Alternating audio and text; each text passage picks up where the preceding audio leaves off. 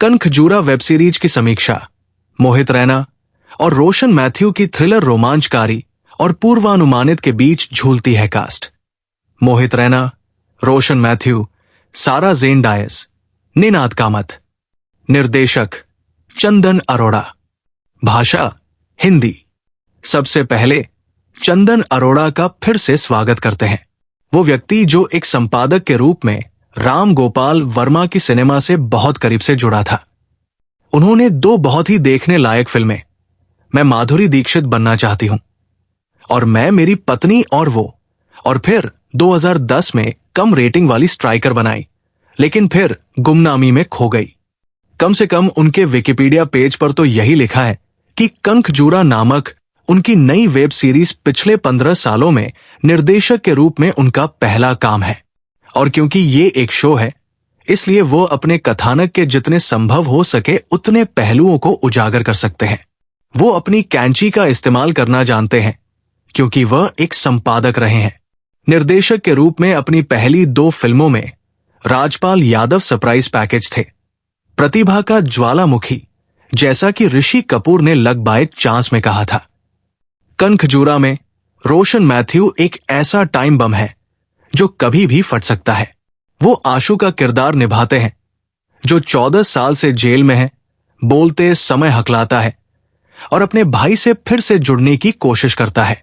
भाई का किरदार हमेशा की तरह दमदार मोहित रैना ने निभाया है।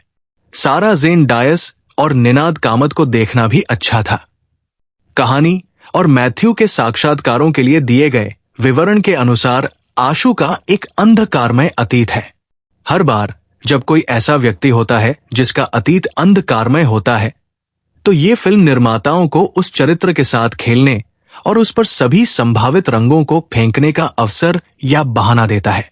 वे काले, सफेद और भूरे रंग के बीच झूलते हैं, ठीक वैसे ही जैसे सोनी लिव ने अपने हाल ही के इसी नाम के शो के साथ उल्लेखनीय रूप से किया।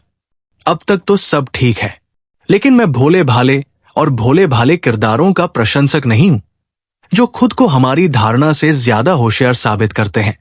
अचानक से चौंका देने वाला ये मोड़ कहानी को और भी ज्यादा रोचक बना देता है। जब हम पहली बार आशु से मिलते हैं तो ये स्पष्ट हो जाता है कि वो नहीं है जो वह दिखता है। मैथ्यू का बचपन जैसा आकर्षण और कहानी की भ्रामक प्रकृति चाहे जितनी भी उसके इरादे को छिपाने की कोशिश करे, आप कार दिखाए जाने से पहले ही उसका अनुमान लगा लेते हैं। शो की टैगलाइन है, इतना नाजुक फिर भी इतना घातक। ये सिर्फ एक संकेत नहीं है और ट्रेलर भी यही काम करता है, लेकिन अरोड़ा ने कुछ दृश्यों को प्रभावी ढंग से पेश किया है, जैसे भाइयों के बीच कई बार होने वाले झगड़े। रैना एक गंभीर आभा है और वो यहां भी किरदार की तीव्रता को बखूबी दर्शाता है।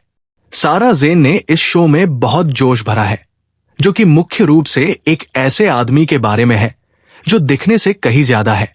और फिर मैथ्यू है, जिसे कनखजूरा कहा जाता है, जो वास्तव में एक गिरगिट है, एक ऐसा रूप बदलने वाला जिस पर कोई भी भरोसा नहीं कर सकता। कई निर्देशक जो इंडस्ट्री से अपनी अनुपस्थिति के कारण स्पर्श और दृढ़ता खो देते हैं। सौभाग्य से चंदन अरोड़ा ने सौंदर्य शास्त्र को बरकरार रखा है, भले ही फिल्म निर्माण उतना आकर्षक न हो जितना होना चाहिए। कनखजूरा स्पंदन और पूर्वानुमान के बीच झूलता है। प्रदर्शन प्रभावशाली है, लेकिन कई बार आप उन लोगों से एक कदम आगे निकल जाते हैं जो आपकी बुद्धि को धोखा देने की पूरी कोशिश करते हैं। इसमें हास्य का तड़का भी है और ये एक हानिरहित देखने लायक फिल्म है। आइए देखते हैं कि इस शो के बाद अरोड़ा कितने सक्रिय होते हैं। रेटिंग 2.5 5 में से स्टार।